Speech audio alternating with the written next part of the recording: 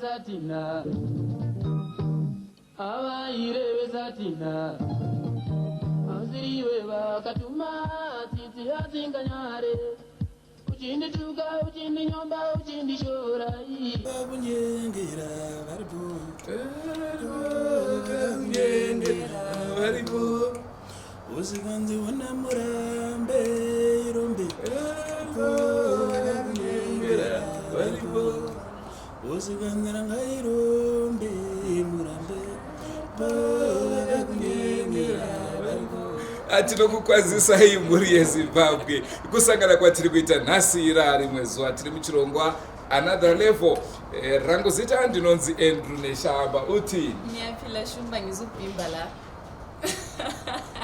asiyayibingelela mhuri yeZimbabwe kuhlangana njalo namhlanje kolunye uhlelo another level elami igama nginguthadiwa nashikutama uMandlovu special.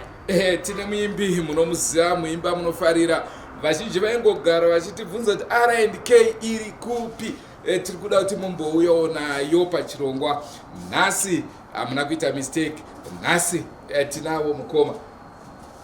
Tinokugamuchirai muchirongwa. Ndinozwa vacheri abanengi bedu belishona likhala ke lisithi R&K kathi ingaphi ayisabonakali lezi nsuku kodwa njenge Drewmas Media sithe sililungiselele uhlelo siliphathele siliphekele uhlelo sithola ukuthi sikhulume lo bhuti sizwe ukuthi wawuhambisa njani ukuhambisa njani njalo phambili uqhubekela njani usekuliphi level. Another level.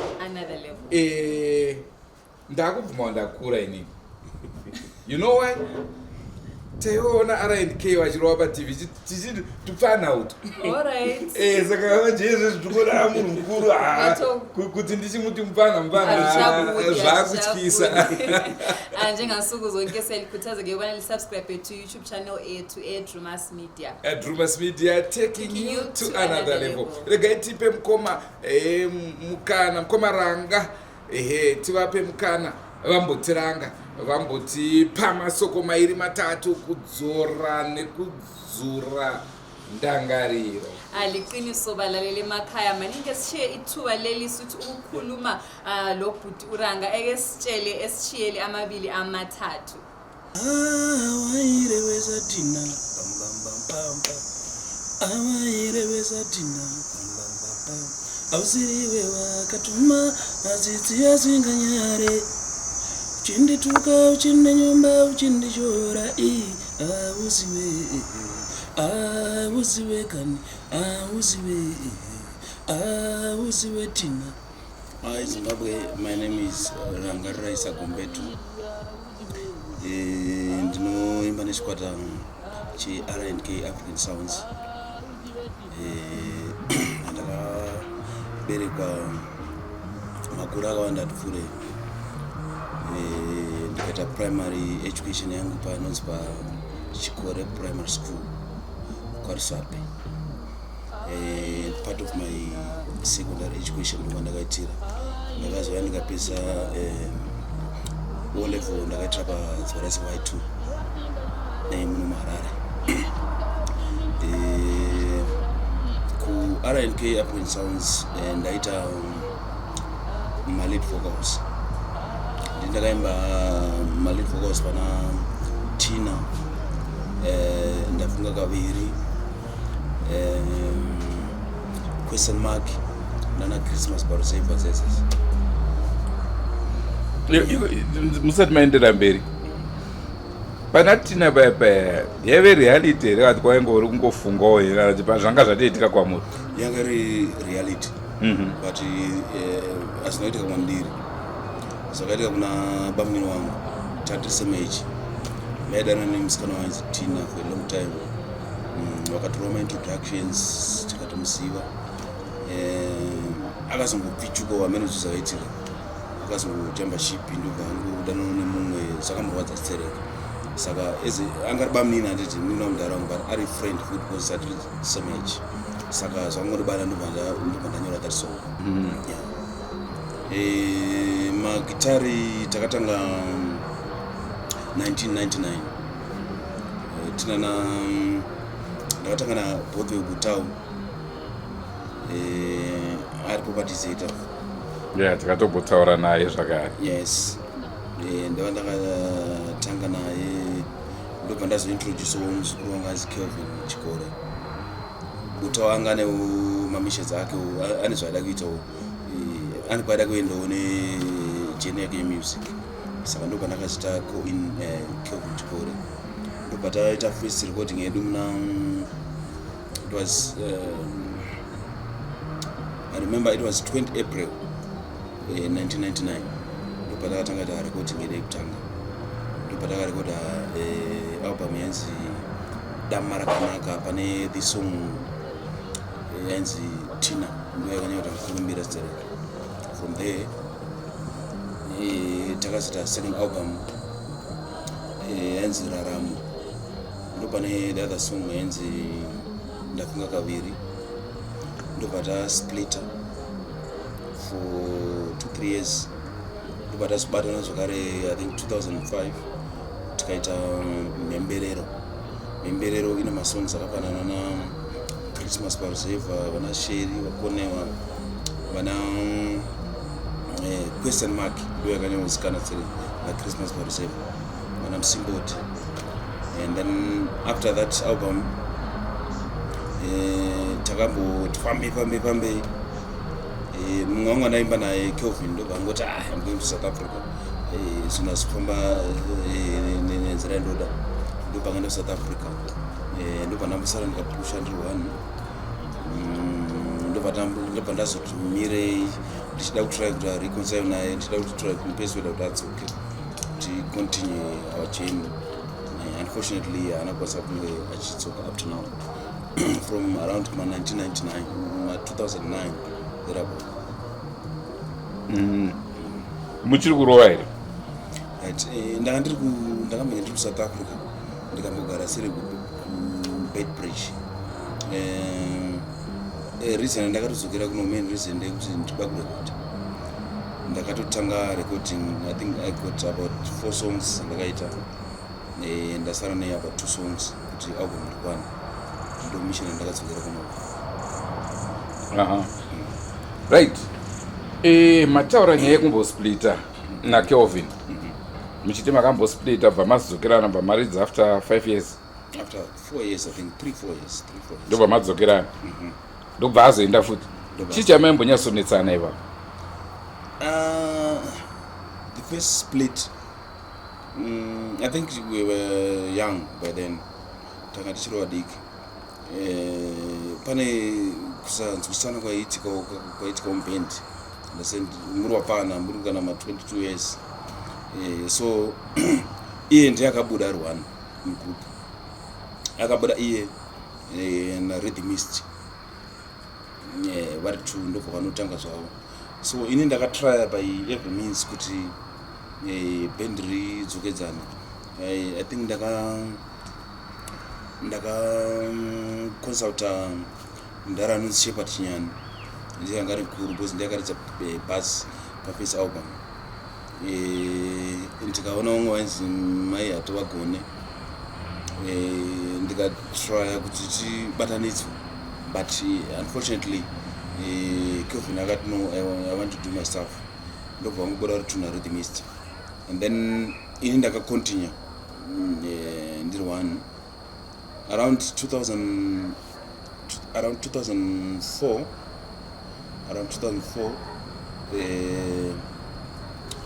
this guy ainzi Abraham Nyanzero akati guys can I unite you moita chinhu one. Ndokudzoka kwata Kelvin angozoka ari one band. Ndobva tatongo continue ndobva takaita Mhemberero. Saka after Mhemberero takaita mashows tikatombobatana na koma Alec Macheso tichifamba tichitenderera. Unfortunately Kev akazongoti I want to go to South Africa. I think around 2009 ndobva atongoenda South Africa and that was that atambonetsa. Asi tingati achiri kuita zvemumhanzi here kuSouth kwaari kana kuti ane mamadhira akuita? He came here recently about a month ago. ndichimubvunza kuti zvakamira sei achiti I think I'm comfortable nekwanderi. He's so much into church, so much into yeah. So I got very comfortable. He came last month at churches. Last month I got to kind of sing songs that I want to shout, no problem. But three in talking terms, no problems. Okay. Makarore. Ah, kudara zero. Mani muri yakadi. Ayakula still. My mind is not zvokuti makarora munguva yamanga muchiri kurowana tina here kana kuti maimanje? ndinguva yacho iyo. Okay. But maizvifambisa sei because age yenyu yaiya nekupisa kwamaita kuya makararama sei ndinguva yedonha vaimbi vakawanda? The last thing yatakaita ndekuti takarekodha nemudharaizi Time Mabaleka ndiyakarekodha Lena Shakata. So tikati ndiye ane mashoko akangotudza uzotura pana kuti hapana wame vakadzi usamunoona vachaya kana mashows havasi vakadzi venyu havakudei. They're just there for who you are panguva yacho iyoyo. Saka akati encourage asterek ndobva atisimbisa ndobva ati you must follow the way Lena Shakata, the way he does his things. Saka ndakatry kumutsvaga Shakata ndichitsvaga kuti anomboita sei Shakata ari kutaura nemudhara. So ndakaona kuti munhu ari upright, munhu wekuti ndakamubvunza because ndi homeboy wangu futi ndekwaSvapo ndikuti you must know zvawafambira. Enda unoridza makutari kana uchinge wapedza ridza makutari do your thing, you go home, you must get married, maruva enyika aperi, things like that.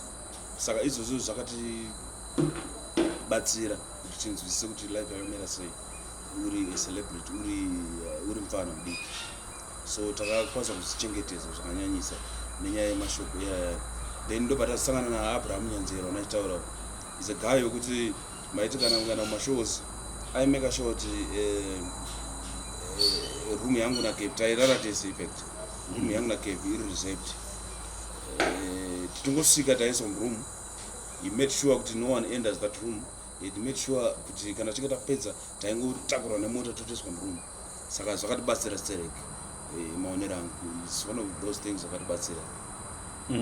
But during my live shows yenyu nezuva ramunotira muri kanganwa here mai muri kupi chii chakaitika? Pane imwe live show yatakaenda kunoridza kuNamibia. We are supposing that tichiridza musi wa 1 January New Year stay. So mota yakaita breakdown tobva tasvika musi wa 2 January. Tichisvika ikoko promoter angu kuti hatizivi. We struggled. Struggled for almost. Makanonoka kusvika. Takanonoka kusvika. And it wasn't his problem. It wasn't our problem. Our problem also yanga iri problem breakdown. Saka we struggled a lot for about 2 weeks. Zvinhu zvakasunga kusvika tazobaranza kuti tizodzoka. I will never forget that show. Yeah. Takaridza pane Mumfesi. Aiva nebhawa rake tairidza mahara Monday to Monday. Ndiye akazokwanisa kutipa mari yefuel yokudzokesa. Sa from musi wa 2 kusvika musi wa I think musi wa 11-12 takaridzira mari yefuel tichiridza every day tiri kure. Saka show is one of the shows andisingambombopenda kakangama. And then our first show in Mutare tachiriwa pana. I remember takasvika kunonzi Sakuva dangamvura tairidzira Pungwe Breweries. So the moment vakomana vaitanga kuridza makutari kapo, the moment pavakangoziva kuti ndini chete ndakatakurwa nevanhu ndiri kamupana vakada ziva zvokuti vaindigacha ndiri mudenga kusvika ndasvika kustage. Saka I will never forget that experience also. Right, saka tingati pamai move around muchapisa attendance yanga yakamira sei? Vanhu vatisapota. I think chanyanya kuti vatisapota ngere nyaya age. Vaitwa pana vaya vaitamboona kuti vari kuita sei. So takasapota zvakanyanyisa. Vanhu vaiuya kumashows. Musasina unyanyoipaso. Here and there paitawo mahiccups, but it was not very bad. Zvazvizvo unotikwanisa kusurvive panguva yacho. Alright. Saka tingati isusu imimi muchikura yaive shuviro yenyu here kuti mupinde mune zvemumhanzi. Zvakatanga sei kuti muzonyatsoti rega ndimbozvitraya zvemagitari izvi? It's like ndakakura ndine that passion mandiri. But breakthrough yainetsa because panguva yacho kuti unzi wawe musician you had to prepare a demo cassette and zvaitora nguva kuti uzokwanisa warekoda. So munhu akanyanya kundiinspire ndiSimon Chimbetu paakarova song iya inonzi Simba Nederere inga vakatavira vanhu. That song ndo yakandinspire, ndo yakati ndinyore song yekuti Tina you can compare kuti ine majacks ndo zvakangoitawochi song yekuti Tina. Saka after both Buta wanditi ataura kuti ane mission yake ndakazomutora Kelvin.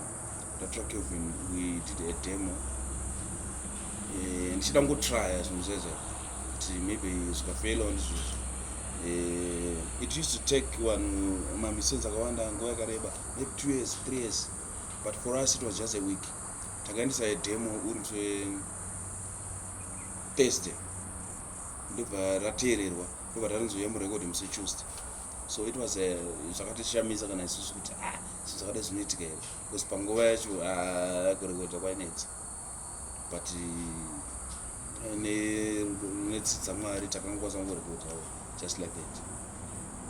Yeah. And mataura nhau yekuti manga maakugara kuSouth Africa. KuSouth makazomboita zvemumhanzi here kuti mamakuita mamadhiri? Yeah, ndakamboita masongs echiVenda. Sezvoitawo naJona Moyo. Yes, yeah, ndakatosangana nawo naJona Moyo nana Micho Jambo na Zozo, ndakarekoda kwaZozo. And then that project haina kubuda zvakanaka, pakangoitika misunderstandings. Ndobva ndazonoipedzera anonzi Zimbabwe also anonzi Chigomboza, but now the quality was not good and ndazokwanisa kuita se ndazokwanisa kuirelease that project. Mostly ndaita zvekudrive, ndakamboenda kumatracks kuDurban ndikambonokekea ndiri for some time ndikazosiyawo ndikati ndikandidzoke kuZimbabwe. Otherwise handamboita serious nemusic South Africa. Iye zvinezvi tingati life yenyu iri kunyanyove centered here nezvemumhanzi chete, mune zvimwe zvamunoita here muupenyu? Yeah, ndiri kuita mining. I got a friend akandideedza area yeNorton. Tine gomba redu ikoko neatingati a brother, a friend also, William Chap is also a musician. Tiri kushanda tese pamwe chete, tiri kuita mining. And then I'm also into fashion. Ndinoenda kuTanzania ndinouya nehembe, boots, tingangoti zvipfeko, ndotengesa zvipfeko futi. Saka at the moment ndo zvandiri kuita besides zvemusic. Muchiimba kudaro tinoona vaimbi vakawanda vanomboita macollaborations nemamwe maartists. Munhoroondo yenyu yemumhanzi pane here vamakamboitawo nawo? Yeah, ndakaita na William Chap, ndakaita na anzi Paul Nyapokoto, ndakaita naye song again, ndakaita na recently ndakaita na Baba Harare asi tachabuda zvacho, but takaita tese ndine imwe song yandakaita set aside for Sulumani Chimbetu.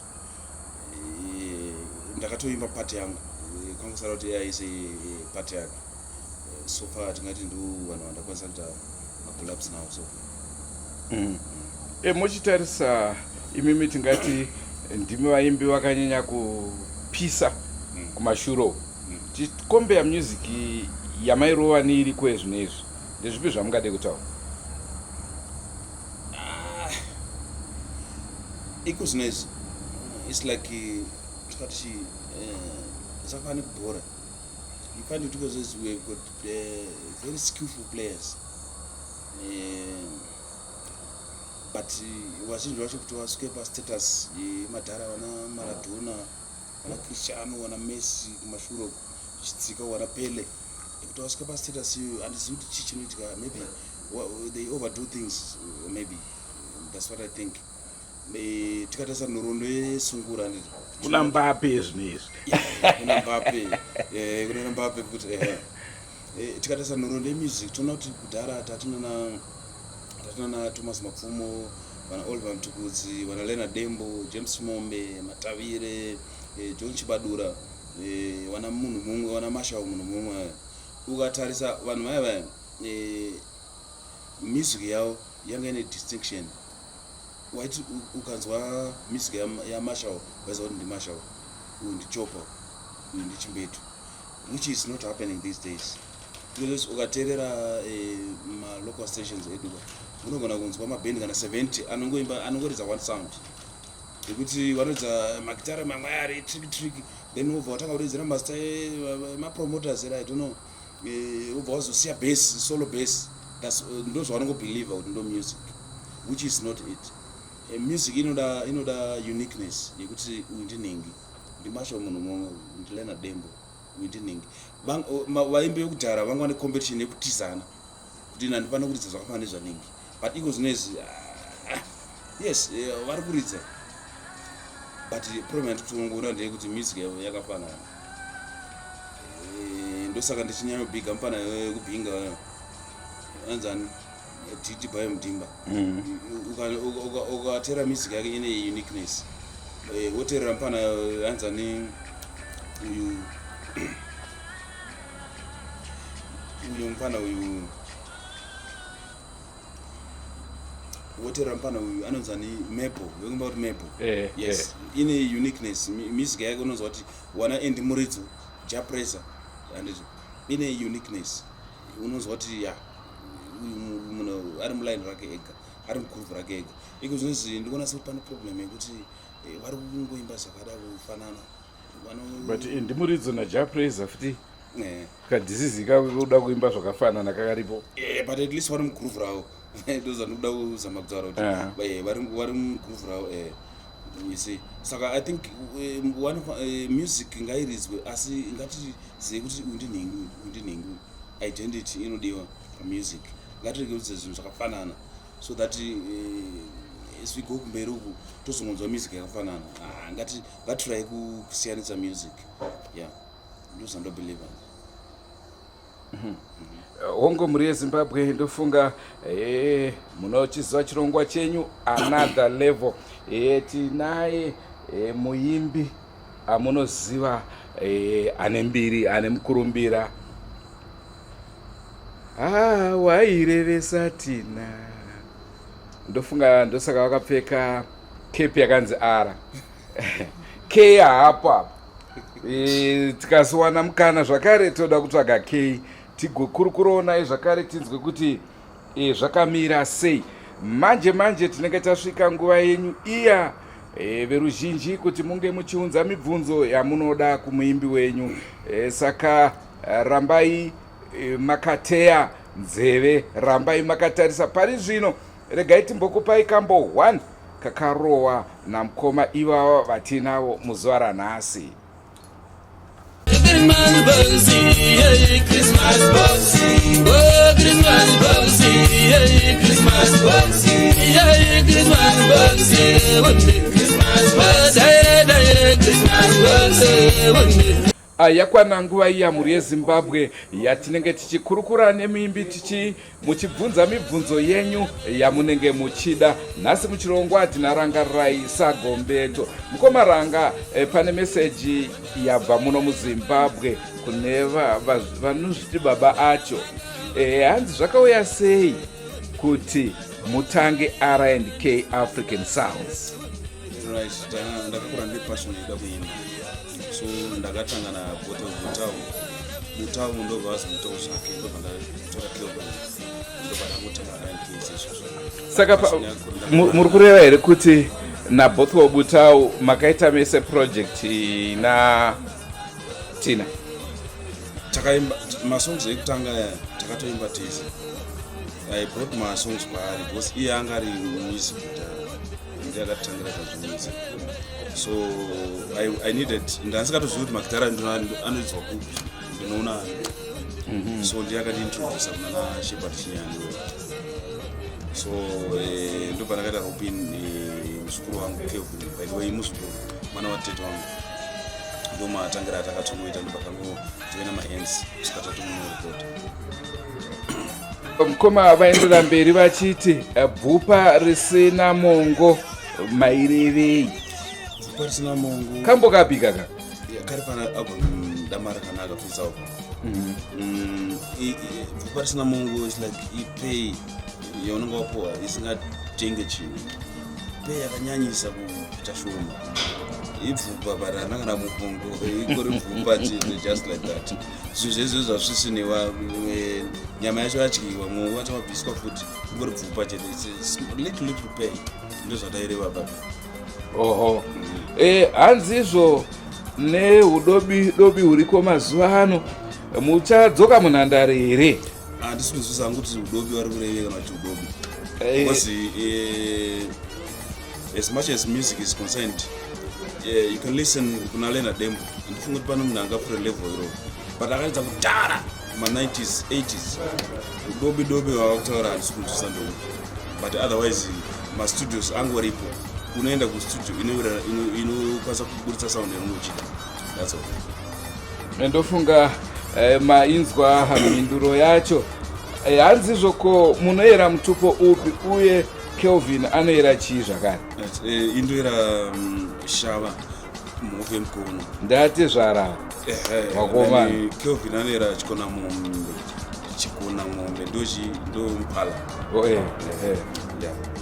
Ndofunga mazvinzwa kanyanye kubvunzisei inoita kuti tizopedzisira interview takuombera. Hazvina kunyatsomira zvakanaka. Pane vamwe zvakare vati ndinonzi Soko Murehwa. Hanzi album ramakapedzisira kuburitsa ivo vari kuSouth Africa. Hanzi album ramakapedzisira kuburitsa seR&K nderipi? Pane inonzi Kamusamu. I think ndiri around 2010. Ndinokuburitsa masongs anana Emma kumwe kudemba ndatombonzwa song ichiridzwa paredio one of the songs. Ndera around 2010. Zvisinei mhuri yeZimbabwe tasvika kwakagumira chirongwa chemibvunzo. Vazhinji havana kunge tavapa mukana nguva iripo yekuti vatumire mibvunzo yavo. Naizvozvo ndinoziva kuti hatina kuvapa mukana wakanaka, saka mibvunzo isina kuuya yakawanda. Pari zvino ewa tinotenda mukoma, asika senguva dzese isusu tinoda kuti mungotirovera hedu one song chete nekuti tinonakidzwa nekutonzwa nemuromo than nemagitari. Okay. Rendisi Christmas parose vaisu takanakiswa takanga takawanda isu tiri kumusha pamusha pedu gore rinobva nedo odaradairaiwo ewe undi gore rapera ewe undi mai vevana ewe undi. Christmas parose ndo yachatiruimba nezvaaipa apa tatarisana neimwe Christmas futi baba. Taona pana mukoma vasvika vari kumashure. Mukoma paR&K ndekapi kambo kamainyanyoffarira? Question mark. Sei makadai kako? Aiwa kamwanza kutsanangura zvinoitika mulive nevanhu. Kakarira muri kupi gore ripi mwaite nezvei? Yes, ndandiri mukwekero mudomanga ndiri ndakakadzwa and kakandibata bata. Aiwa, tinotenda zvikuru. Mune mubvunzo here kuna Ranga? Aiwa, toda kuti vamboita mofaya vadzoke zvine simba. Nesiri tiripo. Ya, tinovashura kuparadzana. Harisati rarohwa nemasese voice. Kajaive manje nedumbu rinoziva kachamudera. Kajaive kaikaya. Ndovakuru vekumakomba vanja. Ndovakuru vekumakomba. Ndo mukorokoza mukuru. Ndovakorokoza wacho. Muri Zimbabwe ndicho chirongwa chatanga tinacho zuva ranhasi. Mukoma vari kumhanya-mhanya, naizvozvo hatina kunyazoti dyo semazira munoita. Tikazowana mukana futi tinovakakata. Manzwa kuti vakuita futi izvozvo zveuchera makomba. Mongwarira mukoma ngozi kucherbutu izvozvo, so kune tsaona dziriko nekuti tinozopedzisira takumhanya futi nemakamera. Asi tinokushuvirai rombo rakanaka munyaya dzezvemimhanzi. Endererai mberi, mangoburisa chete. Uyai nako kuDrewmas Media tobva tapakurira veruzhinji. Ndingokuzwa kwenu valaleli emakhaya ubhuti uthe usisenza into ezitshiyatshiyeneyo, athe usegebha igolide, kodwa-ke siyamnika nje uxwayiso ukubana enanzelele phela njengoba silodaba kathesi olutshisayo olweshebhutu olwabantu abadilikelwa ngumgodi begebha.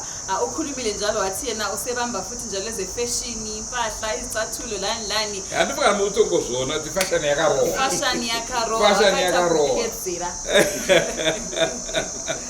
Naizvozvo muri Zimbabwe tinokuvimbisai kuti ticharamba chikupai zvirongwa, changa chiri chirongwa another level. Munoziva takaisa vaimbi vakawandisa pachirongwa ichochi. Tarisai Leonard Karikoga Zhakata zvakare. Takatanga interview yacho, asi munhu anowandirwa ndiye mwari kuita zvemining futi ye. Vaimbi vacho handichazivi kuti vari kukoshesa kuimba here kana kuti vari kukoshesa kuchera goridhe. Vaimbi vodaya makorokoro.